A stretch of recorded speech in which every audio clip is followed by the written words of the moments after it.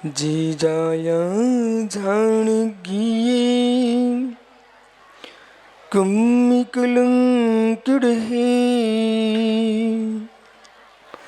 ऋषिड़ी रंजनी नाड़ी में तीपुरी मुपुनवे चिदानंदी कृपाई चिनाई पुरीमात्मनि परिमात् प्रकाशाय नित्यं सिद्धात्मने नमः। डमूर्यन्ताडं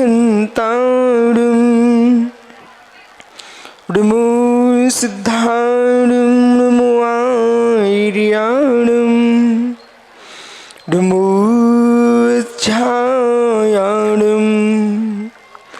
डमोलोय सुविसाहुडं। पंच परमेष्ठी भगवानी की परम पूज्य आचार्य भगवान योगेंद्र स्वामी की परम पूज्य आचार्य भगवान ब्रह्मदेव सूर्य की परम पूज्य आचार्य रविराग सागर जी मुनि महाराज की अहिंसामय विश्व धर्म की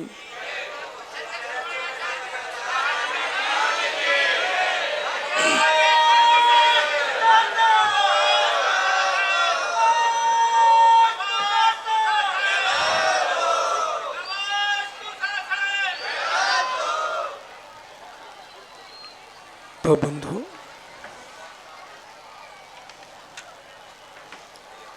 आचार्य परवर भगवत योगेंद्र स्वामी ग्रंथराज परमात्म प्रकाश में वस्तु स्वामी की व्याख्या करते समझा रहे हैं।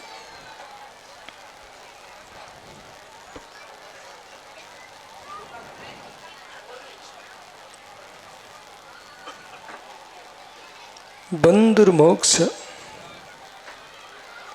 दो दृष्टियां तुम्हारे सामने हैं।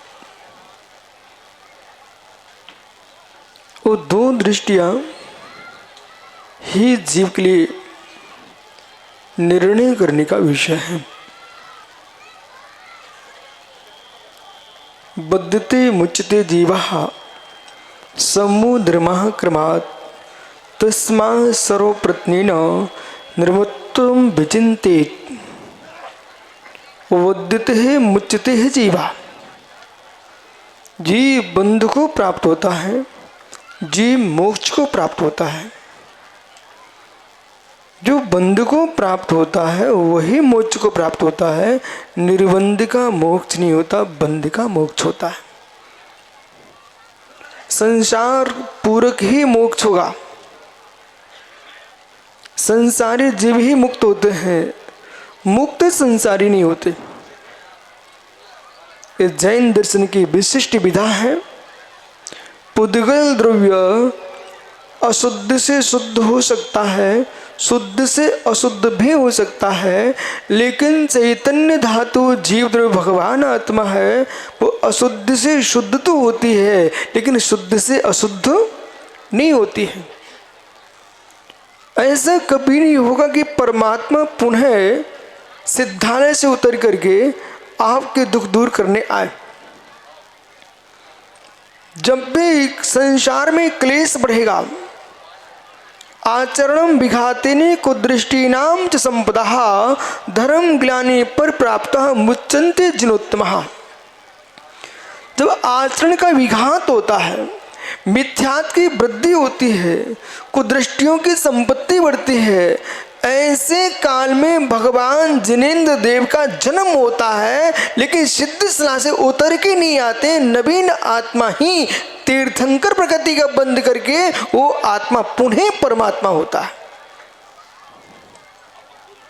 दग्ध बीज उगता नहीं है, दग्ध बीज उगता नहीं है। जिसके कर्म बीज दग जल चुके हैं वो आत्मा संसार में आता नहीं है। इसलिए सम्यक दृष्टि जीवों को बंध मोक्ष की व्याख्या समझते समझते ये भी समझना चाहिए अपने स्वार्थों में परमात्मा के विपरीत अवधारणा न हो जाए। भक्ति हो विवेक के साथ, भक्ति हो विवेक के साथ। भक्ति के अतिरेक में विवेक खो गए तो मालूम चला कि तुम सम्यक खो गए। हे प्रभु चले आना, हे प्रभु चले आना। हे मित्र, ये शब्द सम्यक दृष्टि का नहीं है। हे प्रभु चले आना, ये शब्द सम्यक दृष्टि का नहीं है। प्रभु उतर के नहीं आते हैं, प्रभु चले गए हैं, वे उतर के कभी नहीं आएंगे। चंद्रमा के द्वार पर वर्धमान आए थे, ये सत्य है। वे वर्धमान उस समय निर्गंत मुनि वर्धमान थे। जो चंद्रमा के द्वारे पर वर्धमान आए थे वे सिद्ध महावीर नहीं थे, वे दिगंबर मुनि महावीर थे।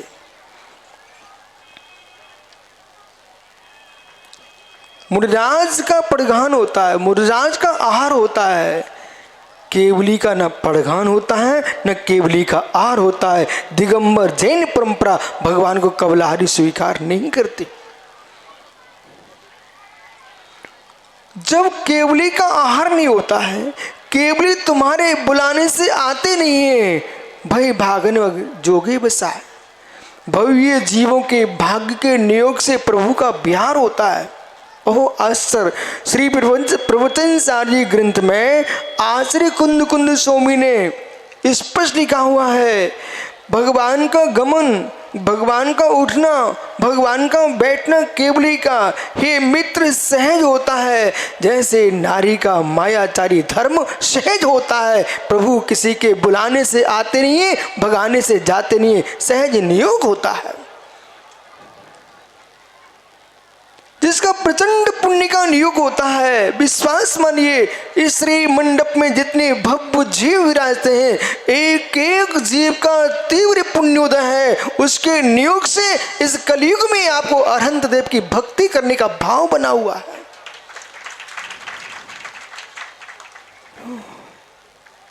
दुनिया के मोड़ा मोड़ियों के स्नान तो सबने देखे, दुनिया के मोड़ा मोड़ियों का नहाना दुनिया ने देखा है, लेकिन जिन बालक का स्नान पुण्यात्मा ही देख पाता है। ओ आश्चर्य! जिनेंद्र भैया ज्ञानी कर चिंतन। एक किसी के बालक का जन्म होता है, कहीं दाई माँ नहला देती है तो कहीं नर्स नहला देती है। ओह, ठंडी के मौसम में जन्मा तो ऐसे पहुंच पांच के रख देते हैं, लेकिन धन्य उस पुण्यात्मा जीव को जिसके जन्म होते ही नहलाने के लिए समुद्र में इंद्र खड़ा हो और पहुंचने के लिए इंद्राणी खड़ी हो।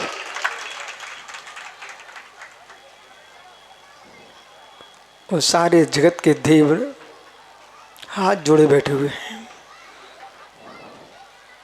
ये भी बालक है, ये भी बालक है। माँ मोरदेवी कितनी पुण्यात्मा है, जिसके बालक के लिए संसार की कोई नर्स नहीं आई है। मित्र, जिसके बालक को नहलाने के लिए समुद्र में इंद्र आया हो और मेरे मित्र उबटन करने के लिए, वस्त्र आभूषण पहनाने के लिए इंद्राणी सच्ची आई हो, सनत महेंद्र चमर ढोर रहे हो, ऐसा पुण्यात्मा बालक पुण्यात्मा पुरुष के घर में ही जन्म लेता है। जिनके पुण्य क्षीण हैं, जिनकी संतानें मंत्रालय जा रही हों, जिनकी संतानें वैश्यालय जा रही हों, जिनकी संतानें मेरे मित्र दिन रात का भेद किए बिना भोजन कर रही हों, वे समझे तुम पापी जीव हो कि तुम्हारे घर में पापी लोग जन्मे हैं। और जिनकी संतानें दिनेश जिनालय जा रही हो, निर्गंत गुरु के चरणों में बैठी हो, दीक्षा की प्रार्थना कर रही हो, बुढ़ापे माता पिता माँ भाग्य हैं जिनके घर में निर्गंत मुनि बनने जैसे बच्चे जन्म लेते हो।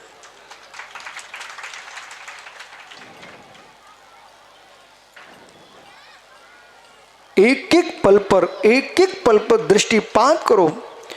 आपके स्वयं के परिणामों के भीतर संतान का जन्म तो जननी से हो रहा है, पर तुम्हारे मोक्ष का जन्म तुम्हारे भावों की जननी से होता है,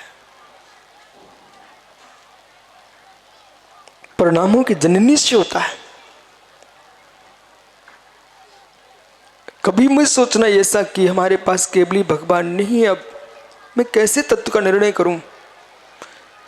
केवली भगवान नहीं है, आपका चित्त तो आपके पास है, आगम तो आपके पास है, निर्गंत गुरु आपके पास है, अरिहंत बिंब आपके पास है। इन सबको गौण कर दीजिए। विद्वानों अब ध्यान दो, इन सबको गौण कर दीजिए।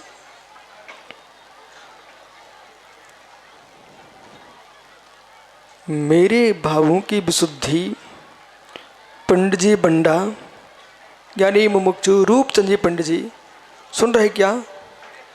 हे मित्र, मेरा सुपयोग, मेरा असुपयोग, मेरा शुद्धोपयोग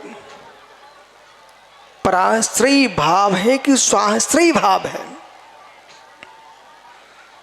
शुद्ध उपयोग को स्वाश्रयी कहने वाले तो विद्वान बहुत हैं, अशुभ उपयोग भी स्वाश्रयी भाव है, शुभ उपयोग भी स्वाश्रयी भाव है। सभी ज्ञानी संभल के सुनना, स्वाश्रयी भाव है। बोले स्वामी मतलब ऐसा जो शुद्धोपयोग स्वाश्रयी भाव है वो है शुभ अशुभ दोनों से शून्य होकर के चिति ब्रह्म की एकांग दृष्टि जो है, स्वरूप की लीनता है, पुण्य पाप शून्य आत्मा की जो परिणति है, उस सदुपयोग जीव की आत्मा की दशा है। वहां न देव का प्रवेश है, न शास्त्र का प्रवेश है, न गुरु का प्रवेश है। ऐसा अखंड श्रुत का जो पड़मन है उसका नाम सदुपयोग है। बराबर जहां पर उपयोग में कोई प्रवेश ना करे वो स्वाश्रय है। लेकिन मित्र इधर देखो,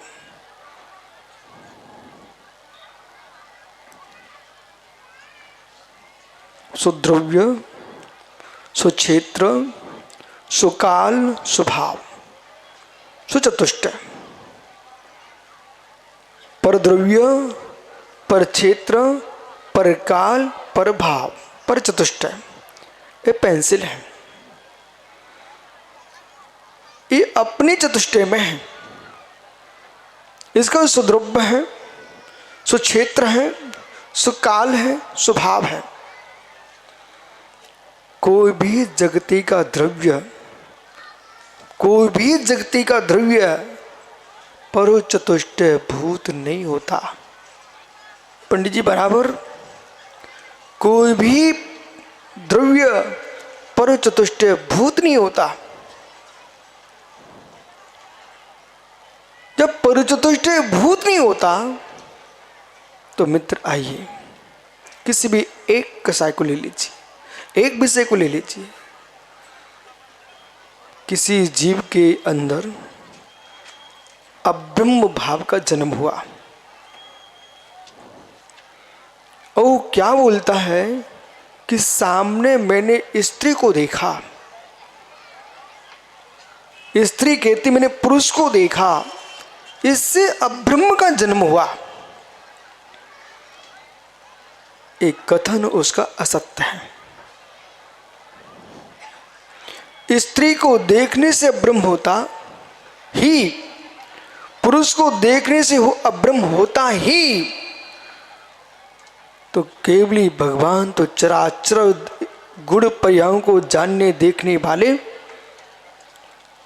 जगती की कौन सी नारी केवल में ना झलक रही हो, जगत का कौन सा पुरुष जो केवल में न झलक रहा हो?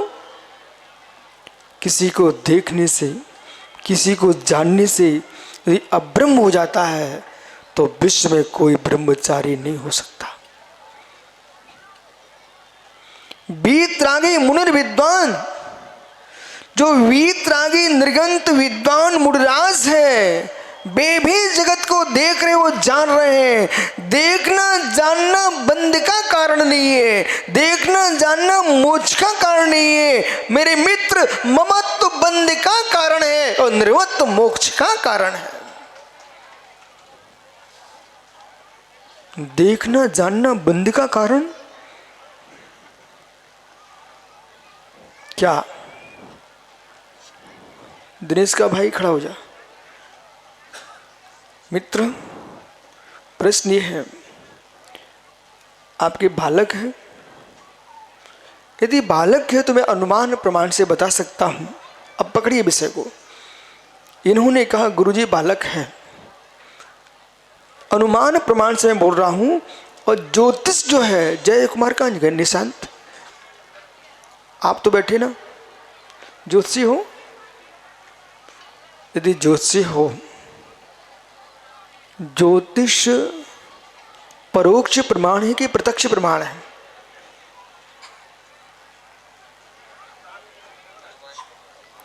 पंडित जी, घुमाने पिना की बात नहीं करना। तुम्हारा रिश्तेदार नीचे बैठा रूपचंद। ज्योतिष जो है वो प्रत्यक्ष प्रमाण है कि परोक्ष प्रमाण है? ज्योतिष का संपूर्ण जो विषय बनता हो परोक्ष प्रमाण है, और परोक्ष प्रमाण में अनुमान प्रमाण का विषय है। अनुमान प्रमाण से साधना साध विज्ञानम अनुमानम, साधन से साध्य का ज्ञान अनुमान प्रमाण का विषय है। अब मैंने दिनेश के भाई को खड़ा किया, उससे मैंने पूछा तुम्हारा बेटा है? तो कहता गुरुजी बेटा है। अब इससे मैंने मालूम बहुत सारा ज्ञान कर लिया। इन्होंने कहा बेटा है, इसका मतलब इसका ससुर भी है। इसने कहा बेटा, इसका मतलब इसके सास भी है। इसके बेटा मतलब साली भी है। इसका बेटा मतलब साला भी है। इसके बेटा यदि है तो मतलब इसके पत्नी भी है, और बेटा है मतलब ब्रह्मचारी नहीं बचा। मैंने तो पूछा ही नहीं, मैंने तो मारे इतना पूछा था कि बेटा है। अब जो मैंने कहा है असत्य है क्या? बोलिए असत्य है क्या? ये ज्ञानियों, केवली भगवान का ज्ञान का विषय कितना विराट होगा, अनुमान प्रमाण का जो विषय बनता है उससे अनंत तीर्थंकर की सिद्धि होती है। कलयुग में पंचम काल में जो आप तीर्थंकर की सिद्धि करोगे वो भी अनुमान प्रमाण से ही करोगे। सूक्ष्मांतर दूरार्था प्रत्यक्षा कच्चिता अनिमित रुग्णादिरिति सर्वज्ञ संस्थिति ही। आप मीमांसा ग्रंथ में आचार्य प्रवर समंत्रोद्देश्यों में कह रहे हैं, सूक्ष्मवर्ती दूरवर्ती मित्र जितने पदार्थ हैं विप्रकृष्ट, इन सबको अनुमान प्रमाण से जाना जाता है अग्नि के समान। वो अग्नि के समान का तात्पर्य समझिए, पर्वत पर धूम देख करके आप समझ लेते हो यहां पर कहीं अग्नि लगी हुई है। बिना धूम के अग्नि के बिना धूम नहीं होता, बिना अग्नि के धूम नहीं होता। मित्र, बिना ब्रह्मचर्य के नाश के पुत्र नहीं होता। पुत्र है अनुमान प्रमाण, इनके पुत्र है। मित्र, आपके पुत्र की आप पुत्र हो,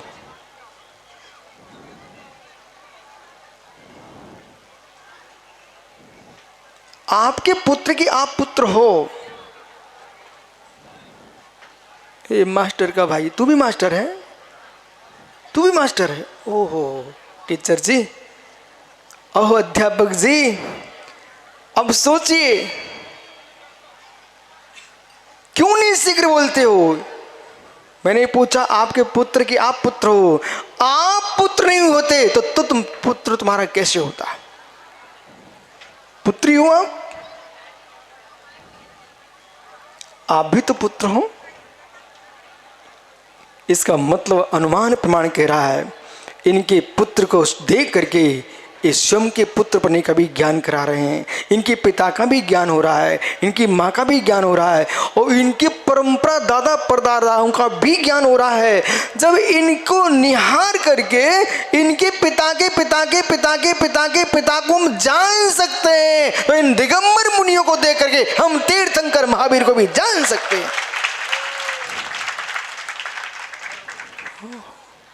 अनुमान प्रमाण है। कितने लोग हैं बेचारे अज्ञानी, हर बात को भगवान से पूछने जाते हैं, हर बात को भगवान से पूछने जाते हो। अरे मित्र, भगवान से पूछने क्यों जाते हो? अनुमान से ही पूछ लीजिए।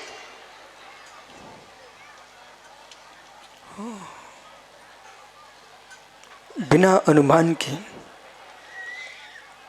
तुम चल नहीं सकते हो। परोक्ष प्रमाण को माने बिना प्रत्यक्ष प्रमाण की सिद्धि नहीं हो सकती है, और प्रत्यक्ष प्रमाण को माने बिना परोक्ष प्रमाण की सिद्धि नहीं हो सकती है।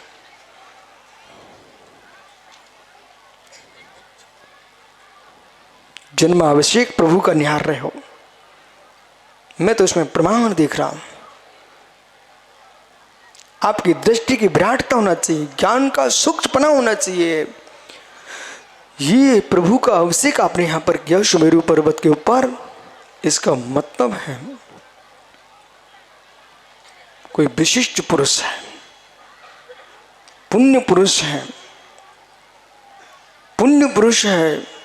और पुण्य पुरुष की शक्ति देखिए कि सोधर्म सभा में बैठा सोधर्म इंद्र भी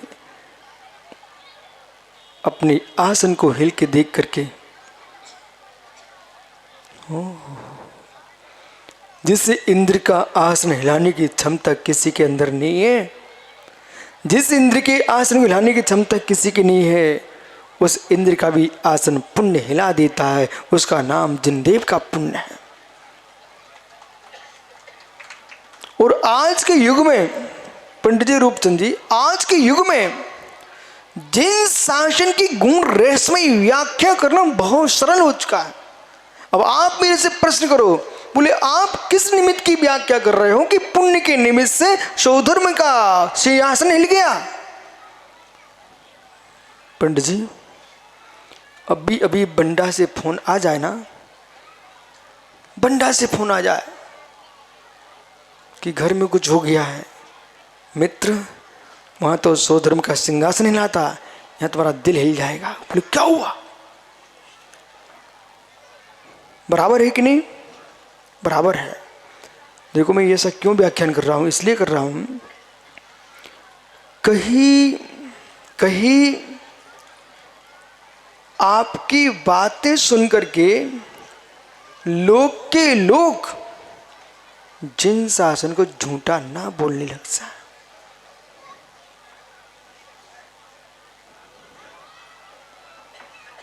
जिन शासन को झूठा ना बोलने लग जाए, निमित्त की व्याख्या नहीं समझे आप, तो जगत व्यवहारी ये कहेगा जैनी झूठ बोलते हैं। वो आपको बोध होना चाहिए, संसार का सत्य बोलने का कोई स्थान है, उसका नाम जिन शासन है। असत्य को भी सत्य कहने की क्षमता कोई रखता है, उसका नाम जैन धर्म है। असत्य को भी सत्य कहने की क्षमता कोई रखता है, उसका नाम जैन धर्म है। अब सनत प्रश्न करो ना कि असत्य को गुरुजी सत्य कैसे कर देंगे आप? असत्य सत्य नहीं होगा, असत्य सत्य नहीं होगा तो असत्य ही नहीं होगा।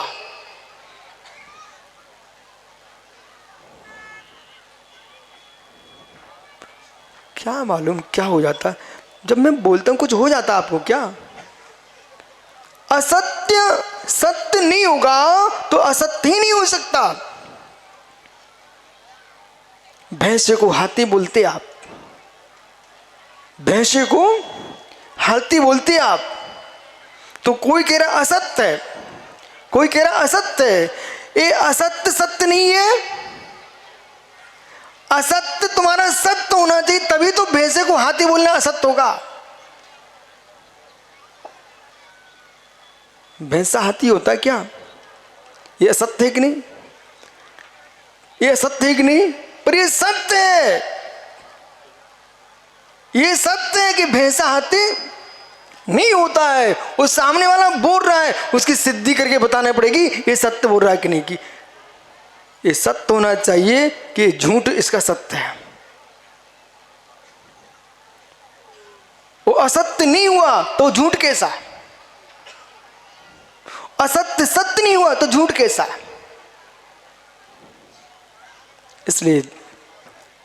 इसलिए द्रव्य की अपेक्षा से असत्य, क्षेत्र की अपेक्षा से सत्य, काल की अपेक्षा से सत्य, भाव की अपेक्षा से असत्य, स्वरूप की अपेक्षा से असत्य, पर रूप की अपेक्षा से असत्य।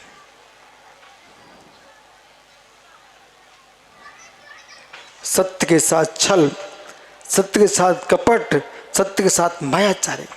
अब देखिए, रूपचंद जी पंडित जी के घर में एक साइकिल थी। वो सनत गए, पंडित जी साइकिल चाहिए। अब वो देना नहीं चाहते, तो इनने क्या बोला? बोले झूठ तो बोलना नहीं, मैं पंडित आदमी हूँ, झूठ नहीं बोलना मुझे। क्या?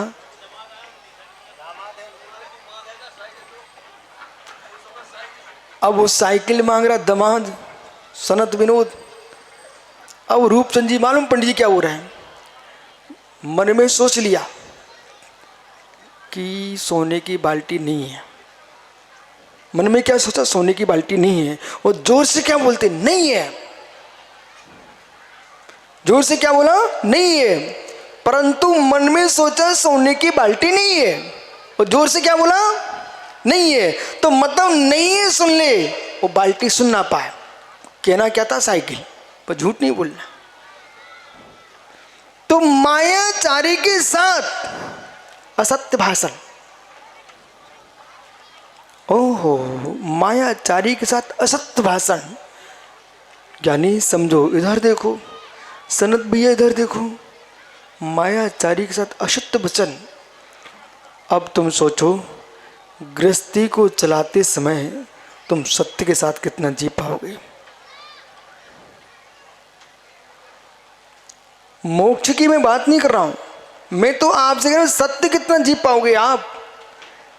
गृहस्थी को चलाते समय जितने श्रमण हैं, ध्यान दो महात्मा समर्थ सागर जी, जगती में जगत को चलाने के लिए मन किया है, आप सत्य के साथ जी नहीं पाएंगे। संसार में कोई भी पुरुष होगा, किसी भी संस्था को चलाना चाहता है, वो सत्य के साथ नहीं जी पाएगा। बोली ये क्या बोल दिए? यही बोला, सत्य को सुरक्षित करने के लिए निर्गंत ही होना पड़ेगा।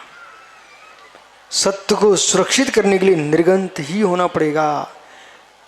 कोई भी सामग्री रखोगे और दूसरे को आवश्यकता पड़ गई तो तेंदुखेड़ा मुमुक्षु आपसे मांग लिया किसी ने, आप देना नहीं चाहते हो, तो आपको 100% वहाँ झूठ बोलना पड़ जाएगा। और क्या सनत ऐसा आप नहीं करते हो? बोलो ईमानदारी से, नहीं करते हो? जिस छात्र को पास करना पड़ता पहले ही सोच लेते हैं दिनेश खा कि इसको पास करना, फिर कॉपी नहीं देखते।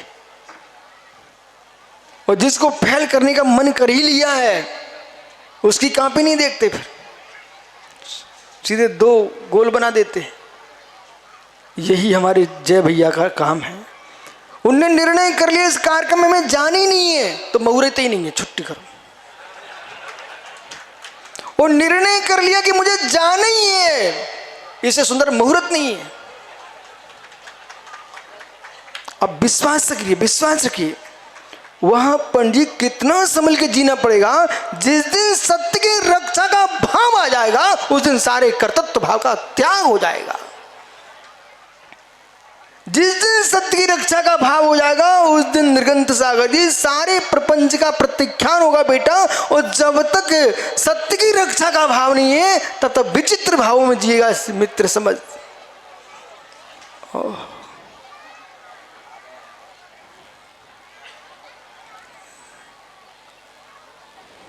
क्या हो गया? आपको विश्वास ना हो जिनेंद्र भैया, विश्वास ना तो आप आदित्य से पूछ लो। मित्र, नहीं जाना होता तो व्यक्ति को बुखार आ जाता है, और जाना होता कहीं आपको तो स्वस्थ हो जाते हैं। ये सत्य नहीं है क्या? हो घड़ी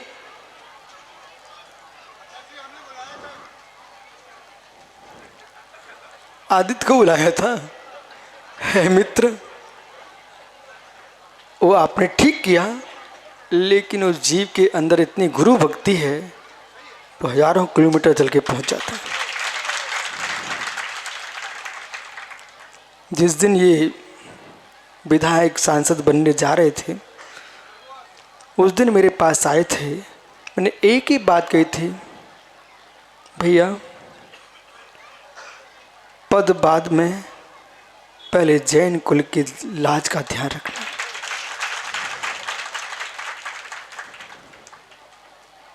पद छूट जाएंगे, छूटने के लिए ही आते हैं। पद जैनत तो ना छूटे, भगवान बनने के लिए मिलता है।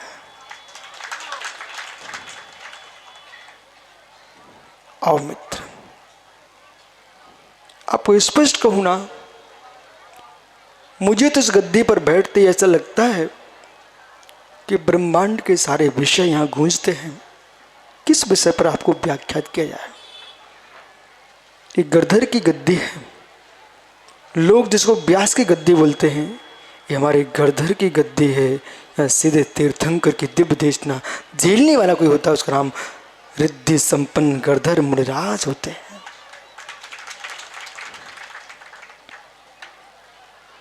जिनवर की बात को स्पष्ट करने वाला कोई है तो गिरधर ही तो है।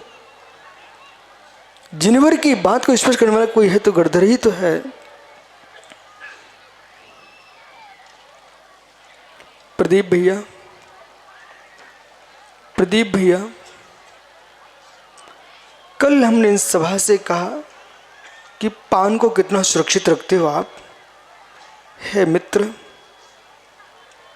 अपने धन की रक्षा करना, परिजन की रक्षा करना, देश राष्ट्र की रक्षा करना, पर एक बात मेरी छोटी सी मान के चलना, आपसे लेकर के आपके नरेंद्र मोदी तक को सूचना कर देना कि सारे विश्व की रक्षा करना, पर अपनी बुद्धि की रक्षा सबसे पहले करना।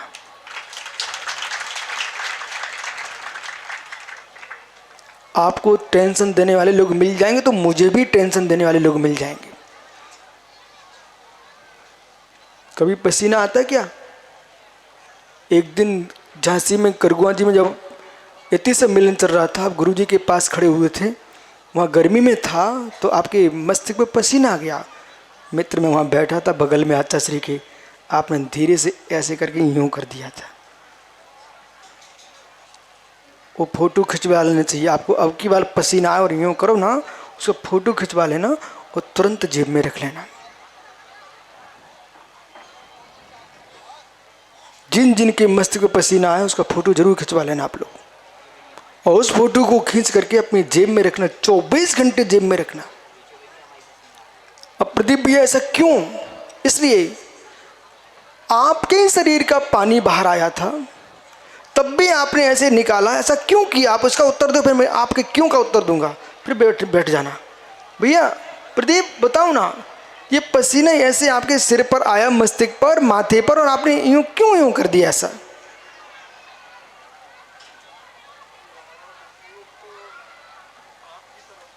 अरे बे सब बातें छोड़ो, आप ये बताओ ये पसीना क्यों हटाया?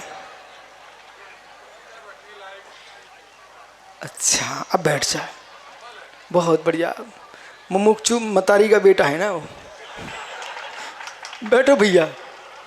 इन्होंने बोला वो मल है, सुनते जाना, बहुत सोच साच के बोला भाई ने, वो मल है।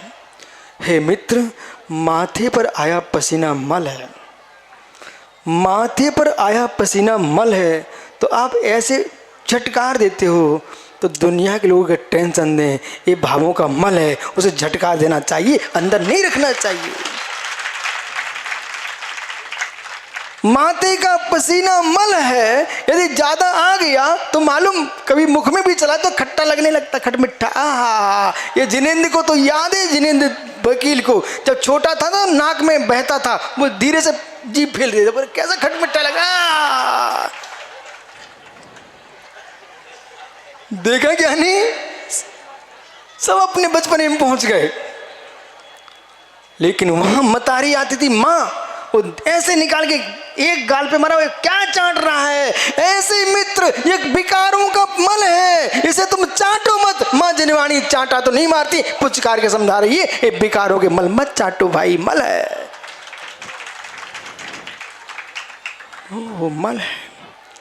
धीरज बाबू, ये मल है, ये मल है।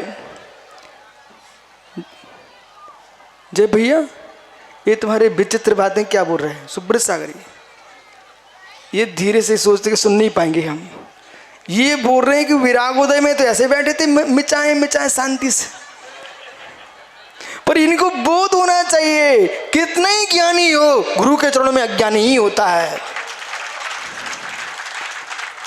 वह अपने गुरु के पास थे, यहाँ हम तुम शिष्यों के साथ हैं।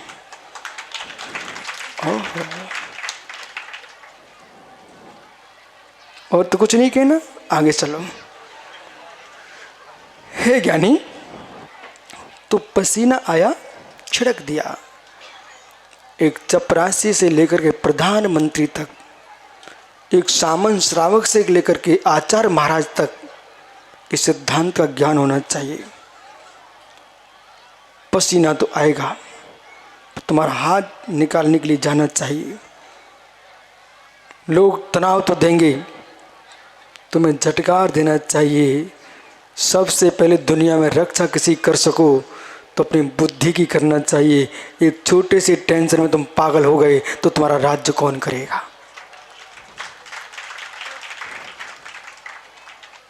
चाहे कुटुंब हो, परिवार हो, घर गृहस्थी के लोग हों, इनका तो जन्म हुआ इसलिए दूसरे को टेंशन देना। पर लेना नहीं लेना ये अपना निर्णय है। नमोस्तु शासन जयवंतो। कितना बड़ा टेंशन लोगों के दिल में है। ओह, ये पंडित जी थोड़ी देर बाद ताली बजाते, देखा आपने। आपको बोध होना चाहिए, सूर्य का उदित होना ही, सूर्य का उदित होना ही उल्लू को टेंशन है, चमगादड़ को टेंशन है, तो क्या सूर्य उदित ना हो। सर्वज्ञ का होना ही मिथ्या दृष्टियों को टेंशन है, तो क्या कैवल्य नहीं होगा। हे मित्र, बोध होना चाहिए, निर्गंत मुनि का होना ही मिथ्या दृष्टि कुलिंगियों को टेंशन है, तो क्या निर्गंत मुनि नहीं होंगे क्या। अशोक प्ररुआ, तेरी संपत्ति होना ही पड़ोसी को टेंशन है, तो फेंक के आ जा। बालक मेहरोनी, बेटा तेरी संपत्ति का होना ही पड़ोसी को टेंशन है। गंगवाल सुन रहा कि नहीं, तेरी संपत्ति का होना ही पड़ोसी को टेंशन है। और यदि ये सनत बिरदो है ना, चंगू मंगू, एक व्यक्ति हमसे कह रहा था, मेरे मित्र चंगू मंगू मत बोलो, पंडित जी हैं। ओहो, सोचो आप, जो बातें तुम्हें सुनने को नहीं मिलती मुझे लोग बता जाते हैं। मालूम पंडित जी क्या हुआ, आप बता देते हैं। एक जगह थी प्रतिष्ठा, उसमें आप दोनों भाइयों को आना था। तो एक व्यक्ति आया, बोले महाराज जी कौन से पंडित जी आ रहे हैं, कौन से पंडित जी आ रहे हैं। तो मैं शांत था, तो मालूम क्या बोले, चंगू मंगू आ रहे हैं क्या। मैं चंगू मंगू कौन है। बोले रसवास वाले पंडित जी। मैंने कहा उनको कभी आपने बताया क्या। बोले उन्हें बता दें फिर आएंगे क्या। बताया नहीं, लेकिन मैं जानता हूँ। पंडित जी खुश रहो, इसलिए खुश रहो, चंगू मंगू किसी ने कहा, इसका मतलब समझो उस आदमी को तुम भाइयों के प्रति कितने प्रीति है। बुरा तो नहीं लगा?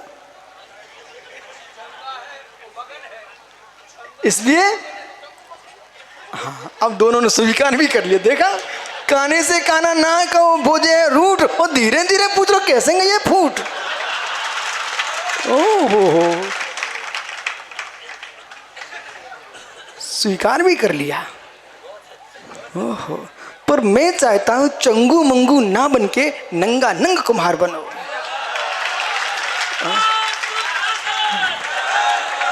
पास में सोनागिर है, पास में नैनागिर है, पास में द्रोणगिरी है। हे मित्र, गिरार में ऐसा निर्णय कर लो, पाप गिरा दो। मालूम, तुमने जानते चंगू मंगू यहाँ कौन है? भैया पाप न लगे तो दोनों खड़े तो हो जाओ जरा। सनत विनोद, आप देखो तो कितना आनंद आता है। उस व्यक्ति को बता दूंगा, ये दोनों छोड़ेंगे पंडित क्या? पंडित जी क्या सुंदर हो। मैं तो सोनागिर जी में, पंडित जी ईमानदारी बता रहा हूँ, पहली बार दर्शन करने पहुंचा, चंदा प्रभु स्वामी के पास तो बाद में पहुंचा। सबसे पहले मानसम के सामने नंगा नंग कुम्हार देखे। किसी से पूछ लो ईमानदारी से, तुम दोनों भाई कितने सुंदर लग रहे हो। यदि पिच्ची कमंडल लेके निकल गए ना तो लोग क्या कहो, और साथ में प्रदीप आदित्य को ले लो तो तीन त्रिमूर्ति हो जाएगी। तुम दोनों मालूम, तीनों लोक में फैल जाएगा यश कि एक राजनेता और विद्वान, जिसको लोग अपमानित करते हैं, बोले विद्वान वो साधु नहीं बनते, नेता साधु नहीं बनता है। मित्र, आज इतिहास रच जाएगा कि राजमंत्री निर्गंत हो गया और दो विद्वान अरंत की मुद्रा में आ गए। श्रीफल तो चढ़ाई दो, बनो जब बनते रहना। चढ़ा दो चढ़ा दो। आओ भैया प्रदीप, तो घर लेके जाओगे वापिस? चढ़ाओ जल्दी। पंडित जी जय भैया, दोनों भाइयों को फिर तो दे दो आप एक एक।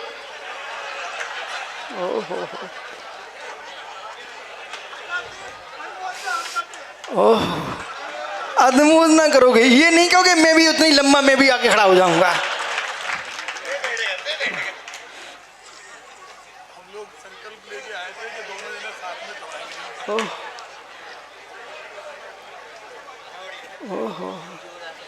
आओ देखो, हमारे दो विद्वान आ रहे हैं सिर पर चढ़ाने के लिए। आप घबराओ नहीं, रहस्य कुछ है। अब उनके ससुर साहब मुंडी नीचे कर लिए कहीं मेरा दमाद चला ना जाए। पंडित चढ़ा दो। अब सुनो, क्यों चढ़वाया तीनों से? इसलिए चढ़वाया, ऐसा भाव आज कर लो कि हे प्रभु, कितने भाव मिले पर एक भाव ऐसा मुझे मिले, मैं दिगंबर मुनि बनूं। 9 बार नमोकार पढ़ लो, तीनों पढ़ो भैया। मुझे विश्वास है, मुझे विश्वास है, कितनी भाव पूर्व है, जब 1000 वर्ष पूर्व, पंडित जी 1000 वर्ष पूर्व भीष्म पितामह ने एक काले नाग को उठा करके कांटों पर फेंक दिया था। 1000 वर्ष के बाद कर्मोदय में आया, सरशैया पर भीष्म पितामह को पढ़ना पड़ गया। ये तीनों ज्ञानियों ने आज श्री पर चढ़ाया, किसी न किसी भाव में विश्वास रखो, नियम से दिगंबर मुनिवर के भगवान बनेंगे। जाओ, मैं सिद्ध सलाह पर रहा तब भी तुम्हें देखूंगा, और केवली रहा तब भी तुमको देखूंगा। जाओ विराजो।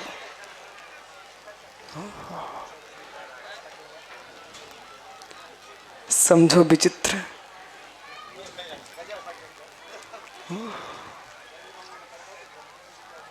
नंगा नंग कुमार बने।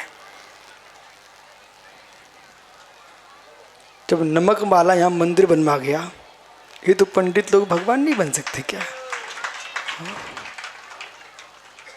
भगवान योगिंदेव स्वामी क्या कह रहे हैं? अनुमान प्रमाण, इसलिए अब सनत आपको सोचना पड़ेगा, जिन आगम का अभ्यास करना चाहिए। और मैं स्पष्ट कहता हूँ, करोड़ों ग्रंथ पढ़ लीजिए आप, जितना तुमको ज्ञान मिलेगा, एक पद्म पुराण पढ़ लो उतना ज्ञान मिल जाएगा। इन आचार्यों ने जो लिखा है वो लख लख के लिखा है, लख लख के लिखा है। जितने छोटे छोटे बच्चे बैठे हुए हैं देखो मंच पर, ये महावीर की वाणी को सत्य कर रहे हैं, भगवान ऋषभ देव की वाणी को सत्य कर रहे हैं, चक्रवर्ती भरत के स्वप्नों को सत्य कर रहे हैं, चंद्रगुप्त के स्वप्नों को सत्य कर रहे हैं, बछड़े रथ को खींच रहे हैं, ये बाल बछड़े जिन रथ को खींच रहे हैं।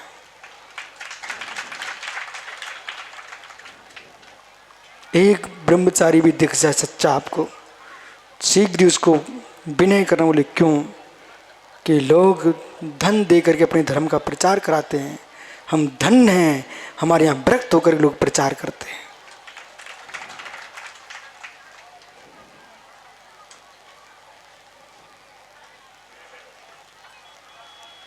जैन शांत सनत विनोद कहाँ चले गए? मित्र दोनों भाइयों के चेहरे देखो इस समय, ये लहरों में ढूले हुए, अभी लहरों में हैं। यही मैं अनुभूति कराना चाह रहा था आपको। वहाँ से यहाँ आने में कितने ऊंचे नीचे ऊपर ऊपर हो गए। एक बीतरागी श्रमण पूरे आयु प्रमाण काल में, दीक्षा काल में कितनी बार ऊपर नीचे होता है। वो एक क्षण ऐसा आता है, गया सो चला जाता है। इसका नाम गुरुस्थान होता है। यही गुरुस्थान है, कोई दूसरे बला नहीं है। गुरुस्थान यही गुरुस्थान है। इसलिए पाप को हे समझो, स्यात् पुण्य को उपादेय समझो, स्यात् पुण्य पाप दोनों ही हे हैं। वे परम रस समरसी भाव में लीन परमार्दर्शी योगी, परमार्दर्शी योगी पुण्य पाप दोनों को एकत्व में देखना प्रारंभ कर देते हैं और दोनों से अपनी आत्मा की रक्षा करने की प्रारंभ कर देते हैं।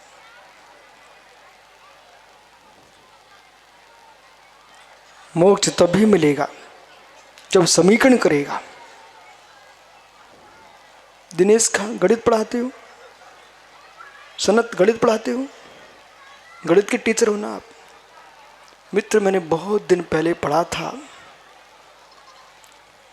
माना कि पिता की उम्र और बेटे की उम्र, गणित में समीकरण पढ़ा था एक्स वाई करके। मालूम है आपको रेखा गणित है मित्र। गणित में एक शब्द है समीकरण,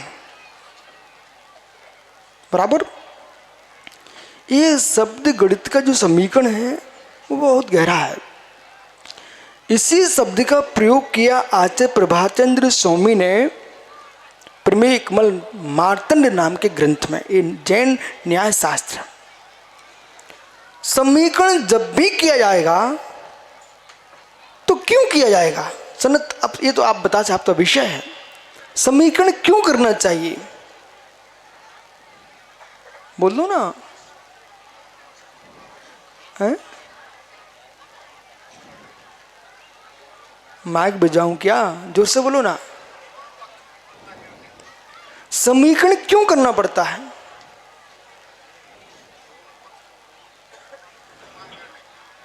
बहुत बढ़िया। दोनों पक्षों को समान करने के लिए समीकरण करना पड़ता है, बराबर है ना?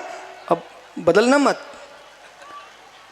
दोनों पक्षों को समान करने के लिए समीकरण करना पड़ता है। इसलिए आप अपने ससुर को पिताजी बोलते हो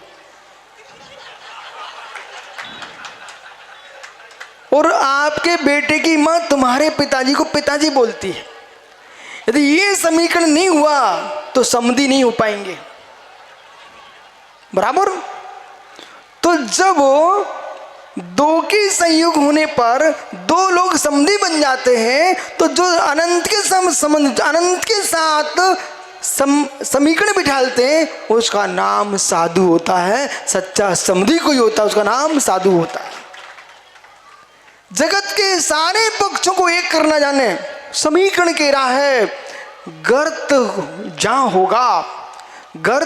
होगा उसे भरना पड़ेगा, तब समीकरण होता है। बराबर, गड्ढे को भरना समीकरण, तो गणित का समीकरण, भावों का समीकरण, जहां पर पति पत्नी के भेद के गड्ढे हैं वो दोनों भाई बहन बन जाएं, समीकरण। राग देश के दो गड्ढे हैं दोनों मिट जाएं, भावों में समीकरण।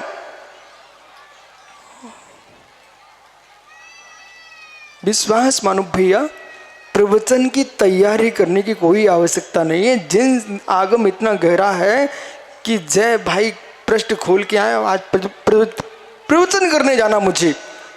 अरे जैन विद्वान प्रवचन करने जाए, कोई दिगंबर मुनि प्रवचन करने जाए, इनको प्रवचन करने नहीं जाना चाहिए। इनका जीवन ही प्रवचन होता है, जहां बैठ जाए प्रवचन प्रारंभ हो जाता है। प्रवचन तन्मय, किसी ने आपको गाली दी, आप मुस्कुरा के शांत बैठे हो, यही तो प्रवचन है। 1 घंटे प्रवचन किया और किसी ने जरा तुमसे अपमानित शब्द बोल दिया और तुम बरस गए, काय का प्रवचन? सुन रहे रविंद्र आत्मन, प्रवचन करते करते ही हार्दिक भड़क जाए, बोले तुम चिल्ला रहे हो, बैठो शांति से। अरे ज्ञानी, प्रवचन कहता है कि जब ये लोग तुमको शांति सुन सकते हैं तो बे नहीं सुनना चाहते, बे चिल्ला रहे, तुम भी शांति से बैठ के सुनो। ज्ञायक भाव से आनंद आएगा, घोर आनंद आएगा। और विश्वास रखना, मालूम सनत कभी नहीं कहना बैठो बैठो शांत हो जाओ, बैठो बैठो शांत हो जाओ, कभी शांत होने वाला नहीं है। मेढकों को तुम टोकरी में रख के कह रहे बैठो शांत हो जाओ, वे कब शांत होने वाले? किसी को शांत मत करो, तुम प्रवचन करना प्रारंभ कर दो, अपने आप शांत हो जाएंगे। आइए समीकरण। जो पानी होता है वो कब बहता है?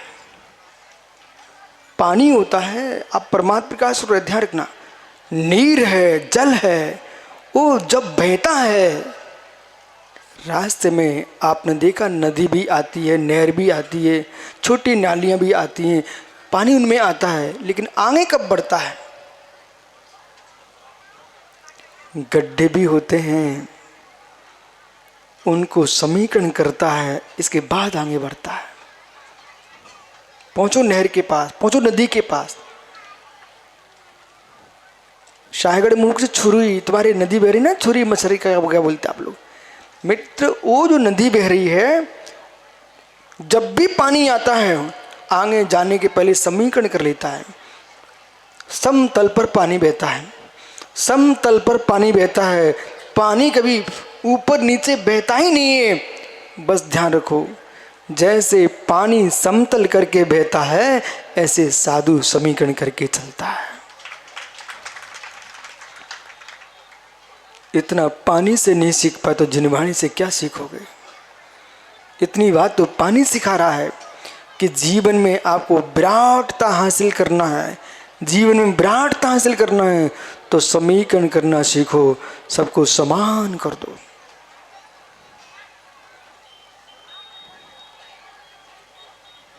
बहुत तपस्या चाहिए, बहुत तपस्या चाहिए। तीर्थ तीर्थ की वंदना करके आ जाना सरल है, लेकिन एक स्थान बैठ करके मुमुक्षु मकरोनिया, एक स्थान में बैठ करके अपने हृदय को समीकरण कर लो। दो भाई अपने आप को समीकरण नहीं बिठा पाए, समाज के 2-4 आदमी समीकरण नहीं बिठा पाए, विश्व को क्या तुम समीकरण सिखा पाएंगे? मुक्षु बंगेला, समीकरण करो, अब बेटे को बेटा कहना बंद करो और उसको मित्र कहना प्रारंभ करो। यदि जिनेंद्र भैया ये भाई चले आ रहे हैं अपने बेटे को बेटा कहते रहे, इनको रोना पड़ेगा 24 घंटे। अब इनका बेटा इनसे लंबा हो चुका है, तो अब इनको मित्र बोलेंगे ना, मित्र बोलेंगे तो दोनों खुशी रहेंगे। भैया पुत्र को मित्र बना लेना सरल है, शत्रु को मित्र बनाना साधना साध्य है। गहरे में चाहिए। समीकरण बिठाइए, समीकरण बिठाइए। अब मैं बहुत अच्छे से कह सकता हूं, श्वेत वस्त्र धारण करके जी लेना सरल है, वस्त्र उतार करके जी लेना सरल है, पर ये मोच तभी जाएंगे जब समीकरण बनाएंगे। समीकरण बनाएंगे, समीकरण बनाएंगे। यही साधना करना है आपको। मूल जिन शासन की जो साधना वो समीकरण की साधना है। आपके परिणामों के अंदर सारे पक्ष में एकत्व तो दिखे, वह योगी की साधना है। फिर योगेंद्र स्वामी कहेंगे बंद मुख बंद और मोक्ष योज, बंद मोक्ष। पुण्य में पाप में तुम बंद देख रहे हो कि पुण्य में पाप में तुम मोक्ष देख रहे हो? पुण्य में पाप में, पुण्य में पाप में दोनों में नहीं है मोक्ष। यानी पुण्य में पाप में दोनों में नहीं है मोक्ष। जिसमें है मोक्ष उसमें नहीं है पुण्य पाप।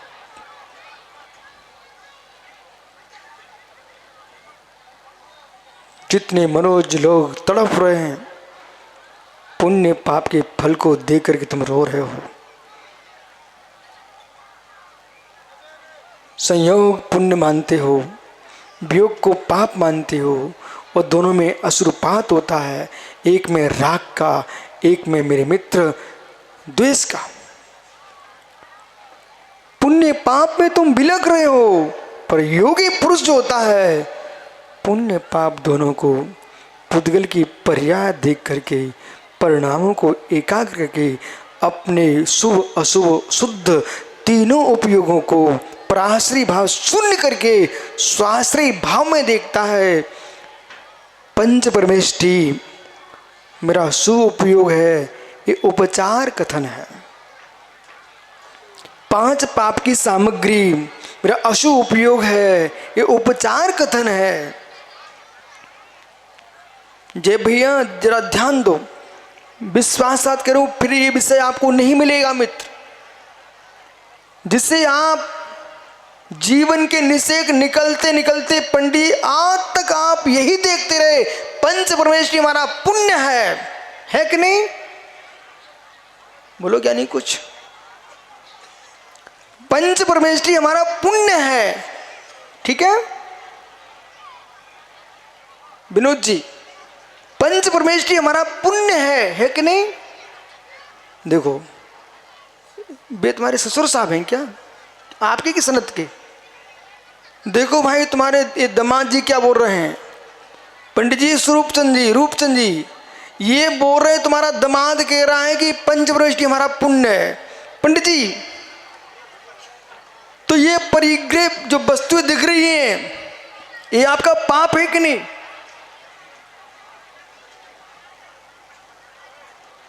अब नहीं बोलेगा ज्ञानी।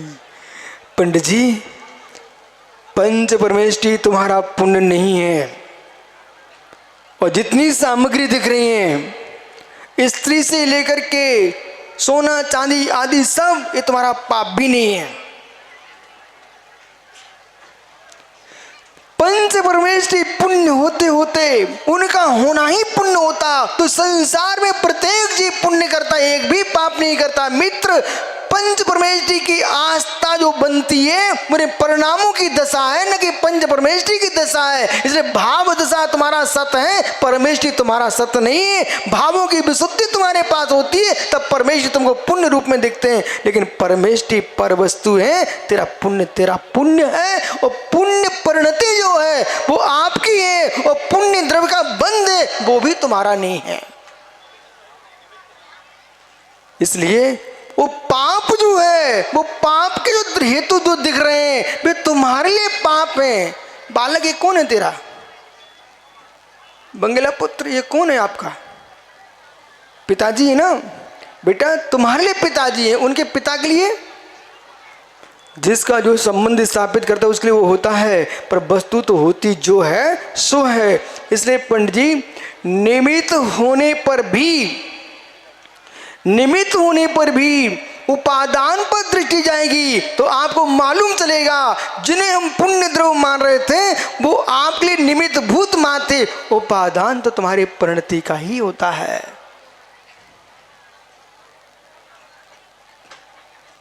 पुण्य कौन है? और निमित्तों को देख करके इस पुण्य पाप होने लग गया तो मालूम मैं जहां से निकलूंगा तो मिथ्यात्व में डूब जाऊंगा। क्यों? मिथ्यात्व की क्रिया दिखाई देती जगत में। इसलिए किसी वस्तु को देखना, किसी वस्तु को जानना पुण्य पाप नहीं है, पर वस्तु में जीना शुभ रूप में तो पुण्य है, और पर वस्तु में जीना अशुभ रूप में पाप है। निज में मेरे मित्र पर वस्तु का लेस मात्र भी नहीं है। कुछ हो गया आप लोगों को, लेकिन आप पुण्य क्षेत्र में जाना बंद मत कर देना। आप पुण्य क्षेत्र में जाना बंद मत कर देना। वो द्रव्य क्षेत्र काल भाव का निमित्तिक प्रभाव है, इसे स्वीकार करो। लेकिन उपादान में देखोगे तो परमेष्टि तुम्हारा पुण्य नहीं है, उनका चतुष्टय अलग है, तुम्हारा चतुष्टय अलग है। परिणति तुम्हारी पुण्य रूप है, परिणति तुम्हारी पाप रूप है। बराबर? इसलिए आज से क्या बोलोगे? पंच परमेष्टि तुम्हारा पुण्य है, हैं? ओहो, बेचारियों को इतना डर लगता है।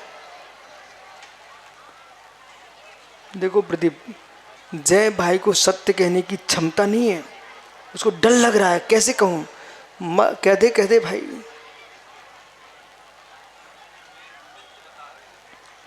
पंच परमेष्टि आपका पुण्य है, बोलो ना।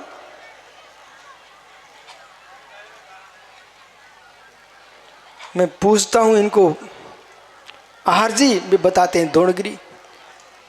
आप तो हाँ ना में उत्तर दो, घबराओ मत, स्पष्ट बोलो गुरुजी पंच परमेष्टि हमारा पुण्य नहीं है, पंच परमेष्टि की आराधना हमारे पुण्य का साधन है। बराबर?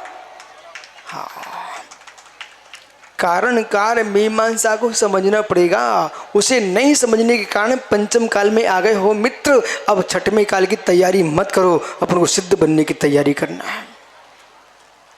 आओ, भगवान क्या लिख रहे हैं मालूम? ओह, बंधम मोक्षश्च हेउ कारणम बंध मुच हेतु खंडियु निज विभाव स्वभाव हेतु स्वरूपम। इस लाइन का अर्थ करोगे ना तो पंडित सब समझ में आ जाता है। बंध मोक्ष कारणम किम निज विभाव स्वभाव हेतु स्वरूपम न परवस्तु। परवस्तु निमित्त है, विभाव तुम्हारा बंध का हेतु है और स्वभाव तुम्हारा मोक्ष का हेतु है। जो न भी जाने नेव जानाति कस्यता, जो जीव नहीं जानता सो पर मोहि मोहिन करई। वो जीव पर से मोहित होकर के। बंगला पुत्र, तेरा पिता कल रो रहा था, आज उसको भेद विज्ञान हो गया, आज मुस्कुरा के आया। पर का जन्म पर का मरण नहीं, निज भगवान आत्मा का जन्म मरण सत्य है। हे जीव, ये लिखा है यहां पर, हे जीव पुण्य पापो पुण्यमपि पापी कति संज्ञोपेतपि, कितनी संज्ञा, द्वयपि, दोनों ही। तथा ये निशुद्धात्मानुभूति रुचि विपरीतम, निशुद्धात्मा की रुचि से विपरीत है मिथ्या दर्शनम, उसका नाम है मिथ्या दर्शन। शुद्धात्म विपरीतम मिथ्या ज्ञानम, शुद्धात्मा से विपरीत है वो मिथ्या ज्ञान। और निशुद्धा द्रव्य निश्चल स्थिति विपरीतम, निशुद्धात्मा की निश्चल स्थिति से विपरीत मिथ्या चारित्रम। इत्यत्रियम कारणम, ये तीनों ही तस्मात् त्रय विपरीतम, ये तीनों ही विपरीत भेदाभेद रत्नात्रय स्वरूपम, इन तीनों से विपरीत है। मिथ्या ज्ञान से, मिथ्या दर्शन से, मिथ्याचार से विपरीत कोई है भेदाभेद रत्न स्वरूपम। भेदाभेद रत्नात्रय जो है वो मिथ्या ज्ञान से विपरीत है, मिथ्या दर्शन से विपरीत है, मिथ्याचार से विपरीत है। आहा, कितनी विशाल प्रज्ञा चाहिए आपको। अब बहुत अच्छे से आप कह सकते हो कोई मिथ्या दृष्टि जीव, भैया प्रोफेसर, कोई मिथ्या दृष्टि जीव यदि मुझे विपरीत कहे उसका कहना सत्य है, हिलना नहीं आप। कोई मिथ्या दृष्टि जीव मुझे विपरीत कहे ना, उसका कहना पूर्ण सत्य है। बोले क्यों? इसलिए सत्य है। सम्यक दर्शन मिथ्या दर्शन से विपरीत होता कि नहीं? सम्यक ज्ञान मिथ्या ज्ञान से विपरीत होता कि नहीं? सम्यक चारित्र मिथ्याचार से विपरीत होता कि नहीं? तो यदि मैं सम्यक दर्शन ज्ञान चार से एक तो मुनि हूं, तो मैं जगत के मिथ्या दृष्टियों से विपरीत हूं कि नहीं?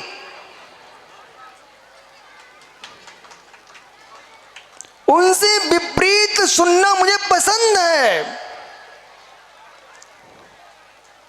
एक माँ बोली बंगेला जी, बोले महाराज जी हम तुम्हारे विराग सागर शिकायत करे जाने।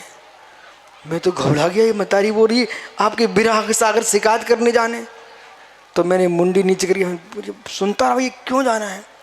मैंने थोड़ी सुनो, आगे उत्तर तो यही सुन बोलेगी ना। फिर वो माँ क्या बोली, इसलिए शिकायत करवे जाने हैं, हम माताओं से क्या दुश्मनी है आपकी, हमें दीक्षा का नहीं दी, और न बात करें न दीक्षा देना चाहते आप। बोले आपकी शिकायत करवे जाने हैं। हमने कि अम्मा तो एन चली जाए, मैं खुश हूँ। बोले क्यों खुश हूँ? आप यही तो बोलने जाओगे कि तुम्हारे विशुद्ध सागर हमसे बातें नहीं करते, कम से हमारे गुरु प्रसन्न हो जाएंगे कि हमारा शिष्य कितना अच्छा कि नारियों से बात नहीं करता। विपरीत, वो विपरीतता मुझे पसंद है। अच्छा, यही तुम्हारी पत्नी कह रही थी। ओहो, मालूम भैया, तो आप उनसे कह देना देश में बहुत आरकाएं गढ़नी है, उनके पास चले तुम्हारा भी कल्याण होगा। मित्र प्रदीप भैया, मेरा किसी भी माँ से दुश्मनी नहीं है, वो भी भगवान आत्मा है, लेकिन पर्याय की प्रत्याशक्ति से सारे साधकों को सुरक्षा करना चाहिए, जिससे धर्म की रक्षा होती है। अग्नि में जो जीव है वो भी भगवान आत्मा है, तब भी हाथ नहीं डाल सकते, भले भगवान आत्मा हो, बराबर। ओह, विपरीत, इसलिए सभी विपरीतता असम्यक नहीं होती हैं, विपरीतता भी सम्यक होती है। विपरीत, मैं विपरीत नहीं हूं, दिख रहा आपको? तुम सब कपड़े पहने हो, हम नंगे बैठे हैं, विपरीत है आपसे। पर हमारी विपरीतता भगवान बनाएगी और तुम लोगों की आपस की एकता नरक ले जाएगी, इसलिए तुम भी विपरीत हो जाओ जगत से। इतना आसान नहीं है मित्र, बहुत कुछ करना पड़ेगा। इसलिए भेदाभेद स्वरूप मोक्ष कारणमति योसु न जानाति, जो नहीं जानता स ए पुण्य पाप द्वयम निश्चय न हेयम अपि, पुण्य पाप दोनों निश्चय न से होने पर भी मोह बसात पुण्य पाप उपादेयम करोति, मोह के बस हुआ प्राणी पुण्य पाप को उपादेय करता है और पापम हेयम करोति, पाप को हे कहता है, पुण्य को उपादेय कहता है। जो परमार्थ को जानता है वो पुण्य पाप दोनों को ही हे समझता है। ऐसा जानना चाहिए। आपका समय हो गया। कल फिर आओगे? मैं पर्यायी तो पुनः चर्चा करूँगा, लेकिन आप तो देखो कल भगवान का दीक्षा कल्याणक है। जिन्हें प्रावज्ञा है बस निर्णय करके आना। जैसे ये 3 ज्ञानियों ने श्री पर चढ़ाए ना, इनने अपने भविष्य का टिकट कटा लिया है। ऐसे मित्र, बुंदेलखंडी बोलूं, ऐसे ही भी कोई मिर्च फूंक दे तो आंखों में सुआ टपके ना टपके, और ऐसे मुख में कोई मिश्री डाल दे तो मुख मीठा हुआ कि नहीं होगा। तो ऐसे दीक्षा भी ले लो तब भी कल्याण हो जाएगा। उसे जाओ। आत्मा शुभावम परिभाव भिन्नम, आत्मा शुभावम परिभाव भिन्नम। आत्मा का स्वभाव प्रभाव से 3 भिन्न गुण। महावीर स्वामी की